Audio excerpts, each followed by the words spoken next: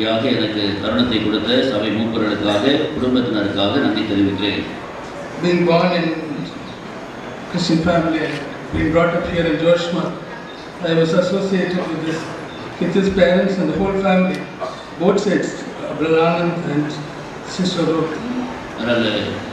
இந்த ஜோஷ்மாலே அங்கே உள்ள குடும்பத்தினருக்கு நான் பிறகு இங்கே வளர்ந்து நான் சகோதரர் ஆனந்த் அவருடைய குடும்பத்தாரோடு அதிகமான ஐக்கியத்திலையும் உறவை நான் அனுபவிக்கக்கூடிய வாய்ப்பு கிடைத்தது. Especially after my wedding, I shifted my family to St. Thomas Mount. That time Brother Alex was God's servant in Nusker Street. நான் அங்கே விவாதத்துக்கு பிறகு சென்ட் தாமஸ் மவுண்ட் பகுதிக்கு என் வீடை மாற்றிக்கொண்டு சென்ற போது அங்கே தன்னுடைய ஊழியக்காரர் அலெக்ஸ் ஊழியக்காராக இருந்தார். Few months later he was transferred and Brother Anand took over the responsibility of God's servant in Thomas Mount.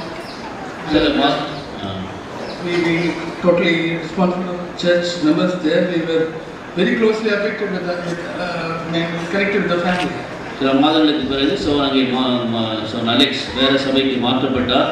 அப்பொழுது நான் அங்கே பொறுப்பை ஏற்றுக்கொண்ட போது நான் அங்கே சகோதரனோடு அதிகமாக நெருங்கி பழக்கூடிய வாய்ப்பு எனக்கு கிடைத்தது. His life was exemplary to me in many ways. சகோதரனுடைய வாழ்க்கையானது எனக்கு அநேக காரியங்களில் முன்மாதிரியாக இருந்தது. According to 2 Peter chapter 1, verse 10 and 11, his calling was very sure and he showed his love to each members of our family, not only the family, but the whole church. 2 பேர் 1ஆம் அதிகாரத்தில் காணப்பட்ட வண்ணமாக அவருடைய ஊழியத்துக்கான அழைப்பை குறித்து அவர் மிகவும் உறுதி உள்ளவராக இருந்தார். அவர் அந்த சபையில் உள்ள யாவரையும் அதிகமாக நேசித்தார். And Inge was newly married and we settled down there. We had several problems in our family and I should say he stood with us.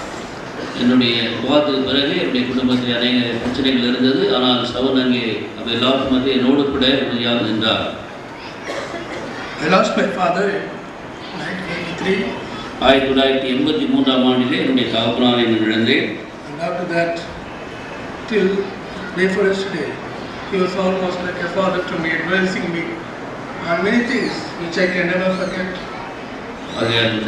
அந்த நாளிலிருந்து கடைசி அவர் தன்னுடைய சமூகத்தில் பிரவேசிக்கும் வரைக்கும் எனக்கு ஒரு ஆவிக்குரிய தகப்பனாக இருந்து அநேக காரியங்களுக்கு எனக்கு ஆலோசனை கொடுத்து உதவி செய்து வந்தார். 1987 when I was admitted in the Santosh Hospital and that time of the Kothagiri convocation was going on, I was supposed to go there but I couldn't go. And after arriving from Kothagiri, straight from Central Station, I still remember he and Ruth came to Santosh Hospital to meet me and see me and pray for me. 1987ஆம் ஆண்டு அதிக சுயநலம். Whenever I had problems both in my family, in my church, in my official work, I used to call him even mid of the night and he used to answer me very softly, very lovingly. And I never could forget his love towards me and my family. அதனால் எனக்கு குடும்பத்திலேயோ அல்லது வேலையிலையோ ஏதோ பிரச்சனைகள் ஏற்படும் போது உடனடியாக நடுராத்திரியாக இருந்தால் கூட அவரிடத்தில் ஃபோன் செய்து கூப்பிடுவேன். உடனடியாக என்னோட அன்பாக பேசி ஆலோசனை கொடுத்து என்னை தேற்றக்கூடியவராக இருப்பார். He also was very patient in his life and several occasions he used to talk to me personally and I could see his feelings, his love towards fellow believers. Though he could not express it outside, but he was inside praying to the Lord that justice is to be done to him. அதனால் அவர் பல காரியங்கள் பல உபத்திரத்தோடு கடந்து சென்ற போது என்னுடன் கூட அங்கே பகிர்ந்து கொள்வார். அவைகளை பொறுமையாய் சகித்துக் கொள்வார். அந்த நேரத்தில் அவர் அதிகமாக ஜெபித்துக் கொண்டிருப்பார். அவைகளை அவருடைய அன்பை விசுவாசி மீது வைத்த அன்பை அவர் வெளிப்படுத்திக் கொள்ள முடியாமல் காணப்பட்டாலும் கூட தன்னுடைய மனதை வைத்து அவர்களுக்காக ஜெபிப்பது உண்டு. His priority in life was to serve the Lord more than his family or anybody. அவருடைய முக்கியமான நோக்கம் என்னன்னு சொன்னால் குடும்பத்தை விட கர்த்தருக்கு ஊழியம் செய்வதுதான் எனக்கு முக்கியம் என்று சொல்வார். He was willing to come middle of the night to pray for us and he used to always advise us and many times I used to see him late in the night coming and praying for each one of us. And every January 1st, instead of spending much time with his family and children, he used to go for outside ministry which was very, very challenging to each one of us. ஒவ்வொரு ஆண்டும் அந்த வருஷத்துடைய முதல் நாளிலே அவர் சபையாரோடு அவர் மற்ற சுவிசேஷ படைமகிழ்ச்சியாக ஊழியர்களுக்காக பல இடங்களுக்கு சென்று ஊழியம் செய்து வருவார். On the 30th of December, he used to call me and tell me, on first we are going for an outreach ministry to this place, pray for us. As a group, in the van they used to go after watchnight service, spend throughout the day preaching the word of God in the different villages.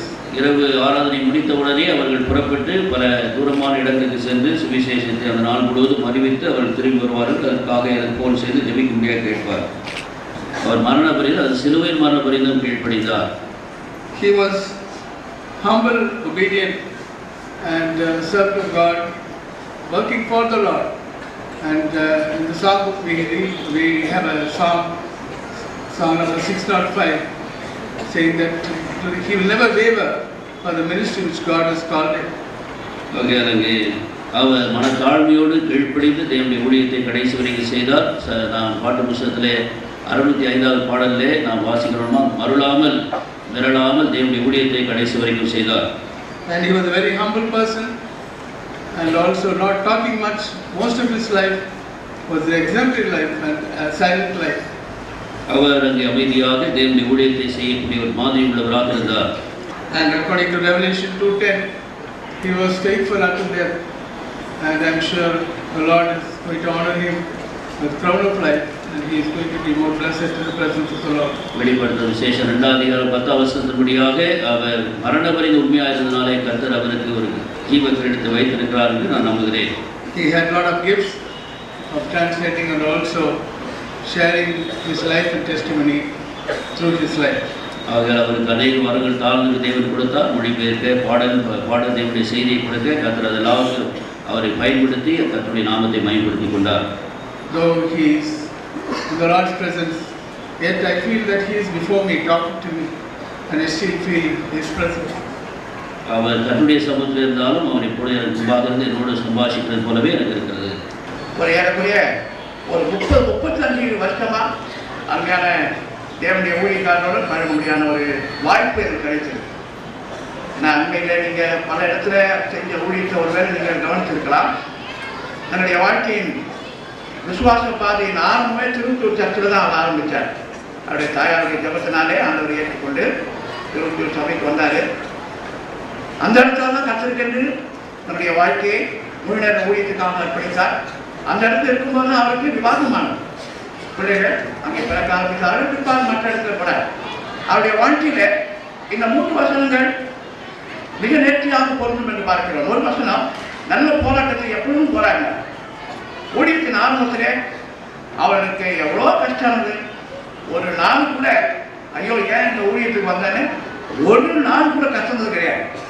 ஒரு நாள் கூட தன்னுடைய வாழ்க்கையில அவர் பின்னாக ஒரு அடி கூட எடுத்து வைத்தது கிடையாது. நல்ல போராட்டம் என்பது அவர் இளைஞரா எங்களோட ஒரு 5 வயசு தான் கூட. ஆனால் நாங்கள் திருவள்ளூர் ஏற்றில வாழ்க்கைக்கு ஒரு நல்ல மாதிரி. எங்க போனாலும் அவருக்கு ஒரு லார்ஜர் விஷயம் இருந்தது. எங்க போனாலும் சர்ச்சைக்கு வேலை செய்யணும், ஊழியம் செய்யறது. இப்போ கேட்கலாம், என்ன பிரதர் எவ்வளவு தூரம் பைக்கில் போயிட்டு வந்தாங்க. அவர் வாழ்க்கையே தூரமா பைக்கில் போனதான்.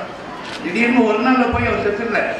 அவருடைய ஊழிய பாதை அன்றாட அவருடைய ஊழியமானது நீண்ட தூரம் பிரயாணத்தில் எந்த விதமான சலசலப்பு இல்லாமல் போவார், பால் மாறாமல் போவார்.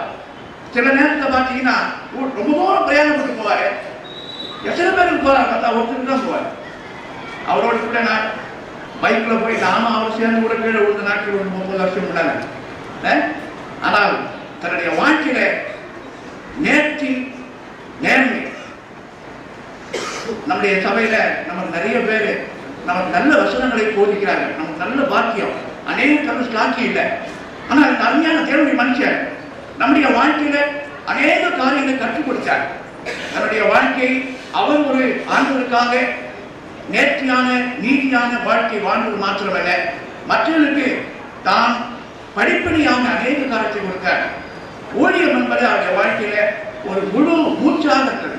ஆரம்ப நாட்கள் இப்படி மாத்திரம் இல்லை, ஆரம்ப நாட்கள் இருந்து எங்க வாய்ப்பு கிடைத்தாலும் ஒருவர் தான் கிடைச்சார். சில இடத்துலலாம் அந்த ஒருவர் மூலமாக அநேக கிராமங்கள்ல கர்த்தருடைய வார்த்தையை சொல்லும்படியாக ஒரு கிளாக்கியம் கிடைக்கிறது. அவருடைய வாழ்க்கையில அநேக கஷ்டங்கள், உபத்திரவங்கள், பாடு, குடும்பத்தினர் இருந்தாலும் கூட கர்த்தருக்காக அவர் எடுத்த தீர்மானத்திலே பின்வாங்கவில்லை. சாட்சியின் வசனத்தினாலே, ஆட்டுக்குட்டியான ரத்தத்தினாலே அவர் பிசாசுடைய காரியங்கள்